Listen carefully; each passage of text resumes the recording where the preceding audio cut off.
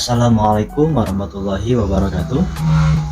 Saya Jena Ali, NPM saya 2021 dan 2139. Sini saya perwakilan dari kelompok 8 sebagai moderator yang akan memimpin presentasi pada hari ini, di mana kelompok kami akan menjelaskan mengenai kode etik keguruan dan penerapannya dalam berbagai bidang kehidupan. Langsung saja, untuk memanfaatkan waktu, mari kita mulai presentasinya. Kepada pemateri pertama, waktu dan tempat dipersilahkan. Assalamualaikum warahmatullahi wabarakatuh. Perkenalkan, nama saya Syarifatul Awaliyah dengan NPM 2021222133. Kode etik guru. Pada dasarnya, kode etik ini dirumuskan hanya untuk kepentingan suatu organisasi profesi itu saja. Namun, dapat diketahui bahwa setiap profesi memiliki organisasi tersendiri. Sama seperti halnya guru di Indonesia memiliki organisasi profesi yang dibentuk pada 25 November tahun 1945 yang bernama Persatuan Guru Republik Indonesia atau biasa disebut PGRI. Dengan adanya organisasi profesi guru, maka terdapat pula kode etik organisasi tersebut. Dalam organisasi profesi keguruan, guru bukan sekedar tokoh bagi peserta didik, namun juga harus menjadi contoh bagi peserta didik. Oleh sebab itu, dibuatlah kode etik guru agar guru dapat menunjukkan jati dirinya sebagai guru. Sebab, kode etik guru ini tidak hanya berfungsi di dalam lingkungan sekolah atau untuk dilaksanakan pada saat bertugas di sekolah. Guru juga harus melaksanakan kode etik profesinya di lingkungan masyarakat sekitar. Maka dari itu, guru juga harus mengetahui bahwa tugasnya dalam profesi guru bukan hanya di lingkup sekolah, namun juga masyarakat sekitar kehidupannya. Hal ini harus dilakukan sebab guru harus bisa dan layak ditiru dalam kehidupan bermasyarakat, berbangsa, dan bernegara, khususnya bagi peserta didik. Pengertian kode etik. Secara bahasa, kode etik terdiri atas dua kata, yakni kode dan etik. Kata kode dalam Kamus Bahasa Indonesia berarti kesepakatan, sedangkan kata etik berarti aturan susila atau sikap.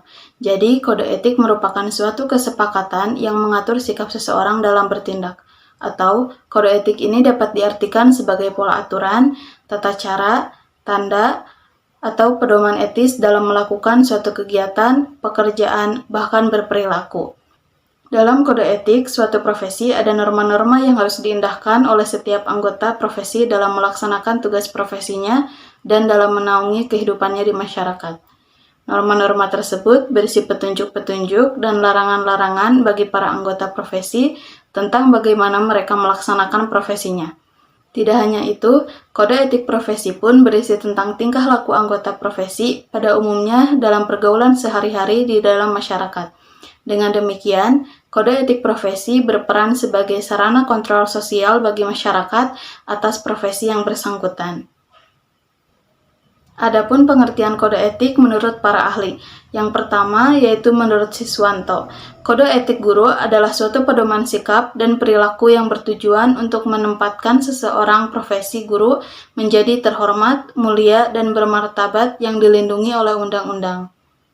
Yang kedua yaitu menurut Amiruddin dan Hidayat mengemukakan bahwa kode etik guru adalah sekumpulan nilai-nilai dan norma-norma profesi guru yang tersusun dengan baik dan sistematis dalam suatu sistem yang utuh dan bulat yang menjadi pedoman atau landasan moral dalam tingkah laku bagi setiap guru dalam melaksanakan tugas serta pengabdiannya sebagai seorang guru, baik di dalam lingkungan sekolah maupun di kehidupan sehari-hari di masyarakat. Yang ketiga yaitu menurut Rushdie mengatakan bahwa kode etik merupakan suatu nilai-nilai dan norma-norma tertentu yang menjadi pegangan serta pedoman seorang guru agar diakui serta dihargai masyarakat. Dapat diambil kesimpulan bahwa kode etik guru merupakan suatu kumpulan perangkat yang berisikan nilai dan norma serta petunjuk bagi guru dalam bertindak di sekolah dan di masyarakat yang harus dilaksanakan oleh guru dalam melaksanakan tugasnya. Kemudian, di samping itu pula, aturan, nilai, atau norma yang harus dilaksanakan oleh guru pasti sudah tertulis dalam organisasi profesi guru. Dikutip dari Sardiman, kode etik yang telah dirumuskan sesuai dengan Kongres PGRI 13 yang terdiri dari 9 item berikut ini. Yang pertama, guru berbakti membimbing anak didik seutuhnya untuk membentuk manusia pembangunan yang berpancasila. Rumusan pertama ini bermaksud agar guru secara ikhlas mengabdikan dirinya dalam menuntun peserta didik menjadi manusia seutuhnya secara jasmani dan rohani, agar peserta didik dapat menghayati serta mengamalkan segala aktivitasnya berdasarkan Pancasila.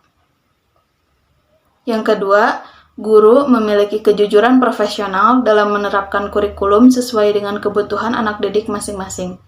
Pada rumusan kedua ini, maksud dari kejujuran tersebut adalah guru harus memberikan pengajaran sesuai dengan jenjang yang diajarkan. Dengan kata lain, guru harus menerapkan kurikulum secara benar dan sesuai dengan kebutuhan peserta didik.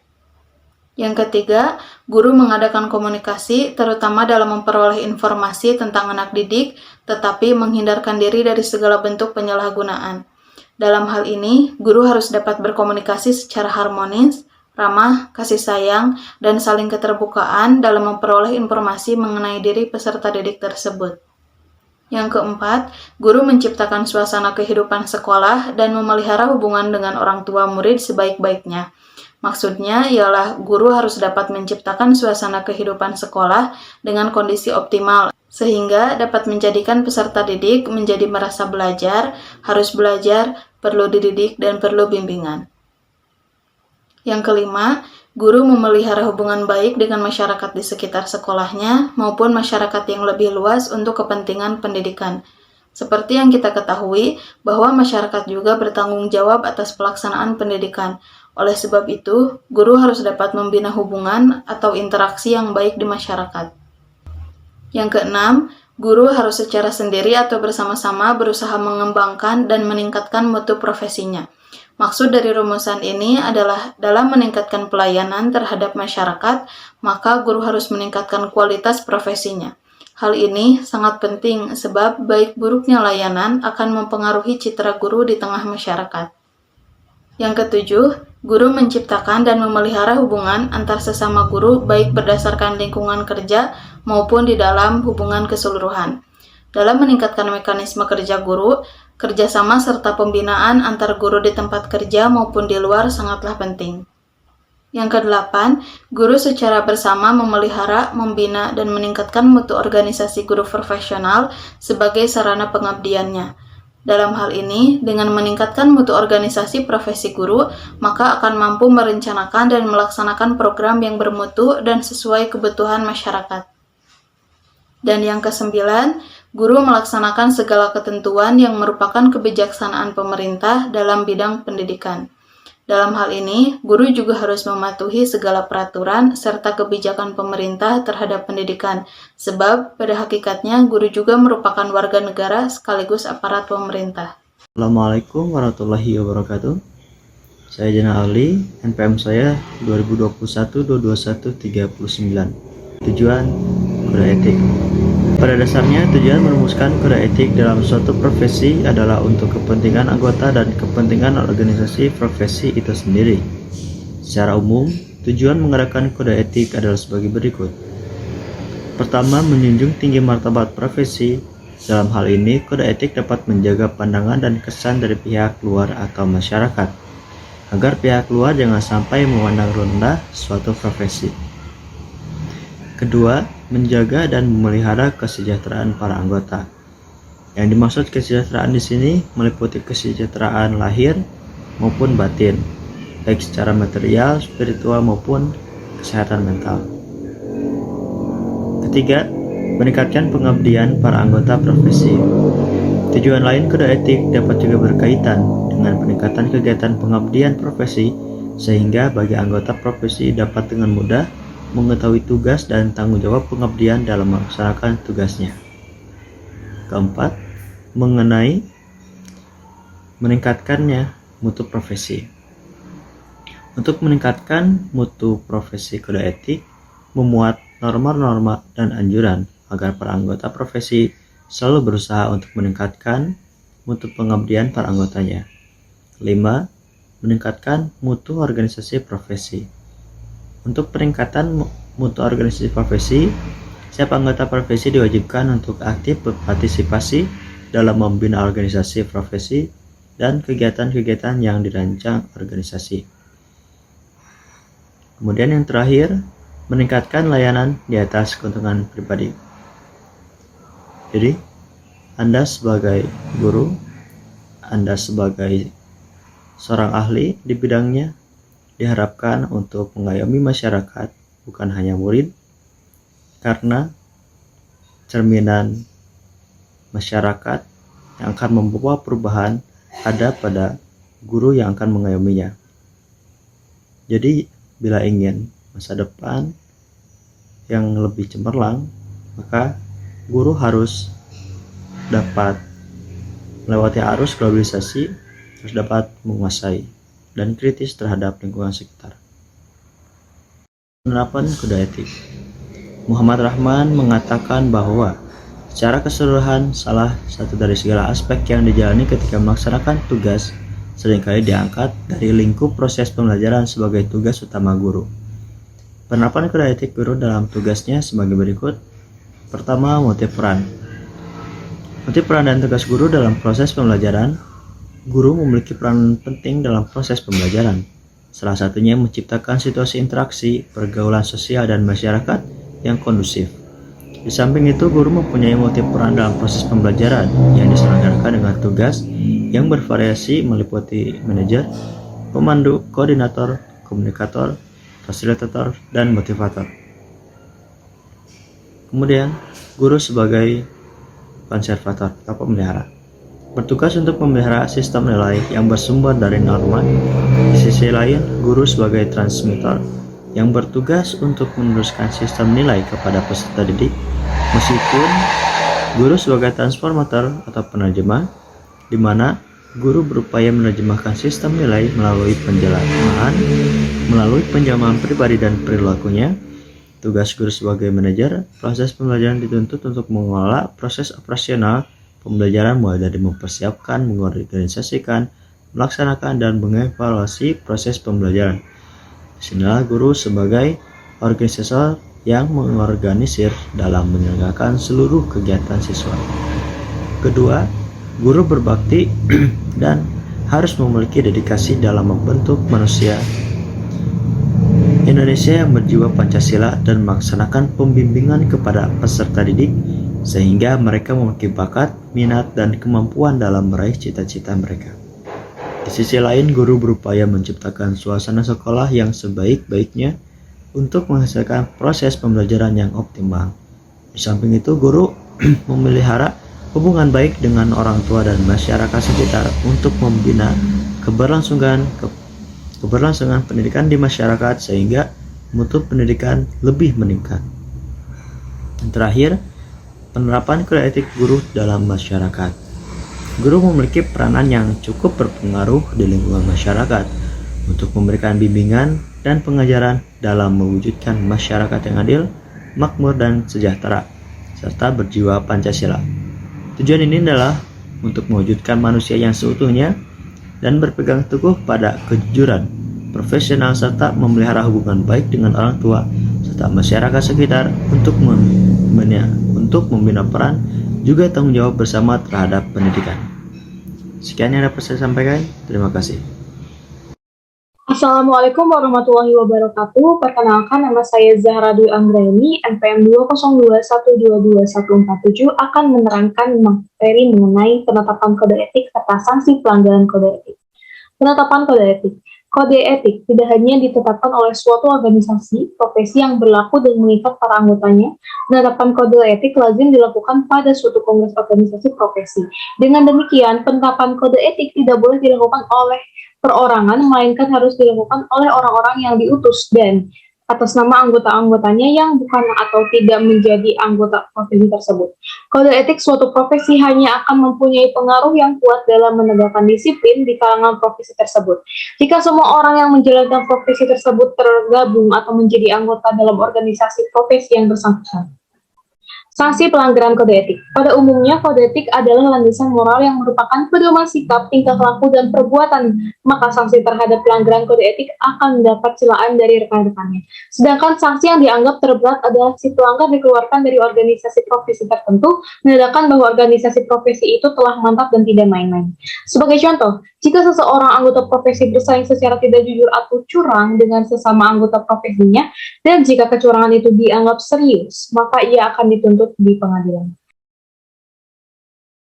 Assalamualaikum warahmatullahi wabarakatuh. Perkenalkan, nama saya Hana Nur Halizah dengan NPM 202122131. Kode Etik Guru Indonesia.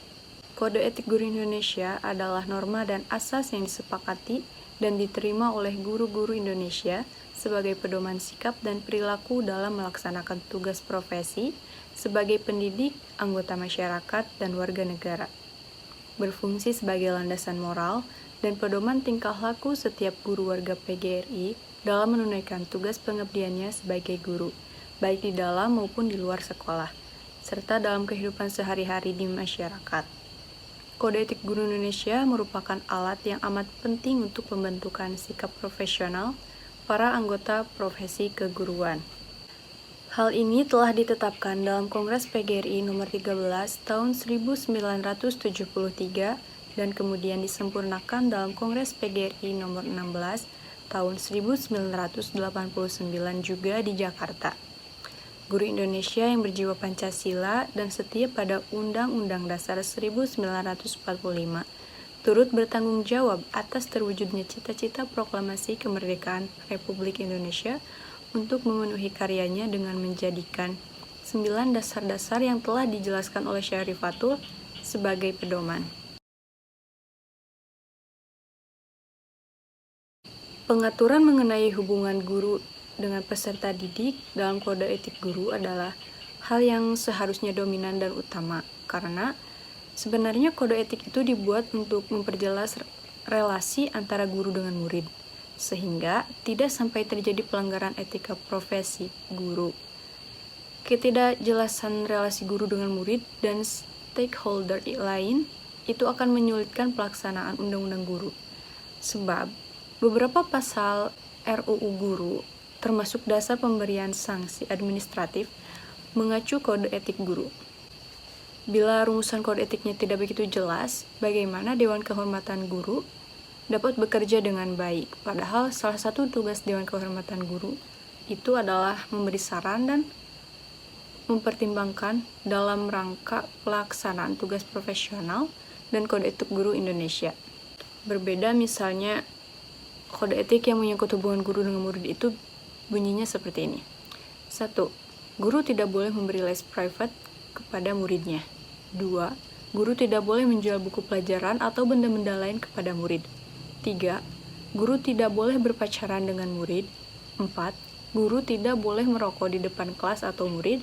5. Guru tidak boleh melakukan intimidasi, teror, dan tindak kekerasan kepada murid. 6. Guru tidak boleh melakukan penistaan terhadap murid. Dan terakhir 7, guru tidak boleh bermain HP, ria di dalam kelas, dan sebagainya. Yang menjadi masalah bagi kalangan pendidikan bukanlah belum adanya kode etik guru, melainkan sudah sejauh mana guru-guru di negeri ini mempelajari, memahami, dan mengaplikasikan kode etik guru tersebut, baik dalam mendidik anak bangsa ataupun dalam kehidupan sehari-hari. Sehingga guru betul-betul menjadi suri teladan bagi seluruh komponen bangsa dimanapun berada. Ujian sertifikasi itu hendaknya dilaksanakan sebelum seseorang diangkat menjadi guru. Hal ini bisa diterapkan mulai pengangkatan guru yang akan datang. Dengan kata lain, ujian penerimaan CPNS khusus guru bahkan kalau bisa diberlakukan sejak ujian penerimaan calon mahasiswa baru Fakultas Pendidikan di semua perguruan tinggi negeri maupun swasta di seluruh Indonesia.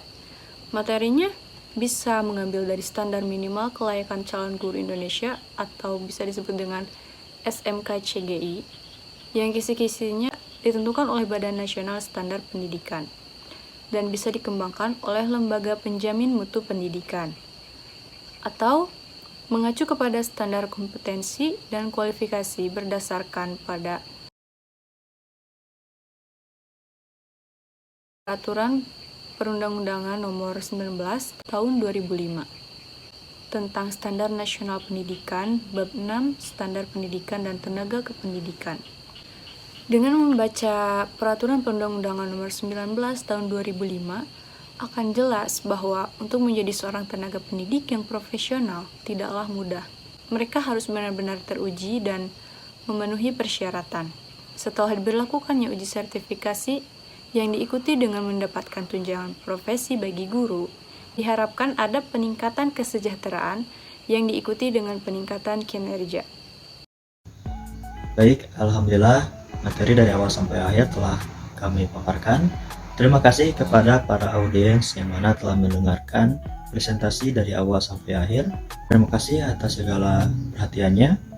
Mohon maaf atas segala kekurangannya, dan kami akan sangat terbantu atas saran, masukan, serta kritikan kalian yang membangun agar kami dapat memaparkan materi yang lebih lagi di kemudian hari. Terima kasih. Wassalamualaikum warahmatullahi wabarakatuh.